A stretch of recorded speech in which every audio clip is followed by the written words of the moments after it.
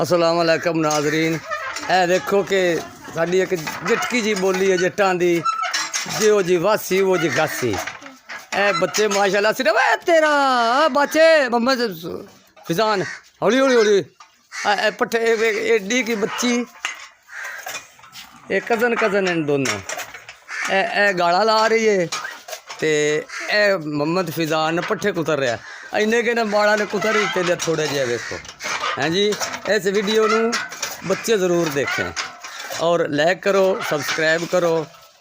इन छोटे बच्चों नू सब्सक्राइब तो होना चाहिए ना, क्योंकि जट्टां दे बच्चे जट्टां वाला काम करनगे, शहर वालों के बच्चे शहर वाला काम करनगे। जिथे दे कोई रहने वाले का मतलब है कि जिहो जी वासी उहो जी गासी। क्या बात है, वाह जी वाह।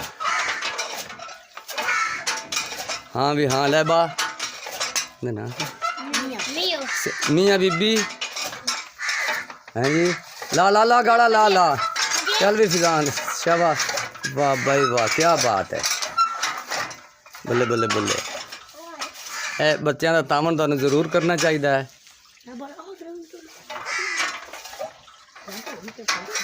अगली वीडियो तो फिर खिदमत हाज़र होवांगे। अस्सलाम वालेकुम।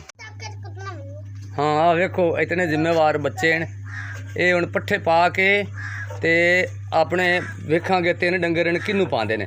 बस भाई बस बस बस बस करो भाई, चुको उधर उधर फड़ के ले चलो।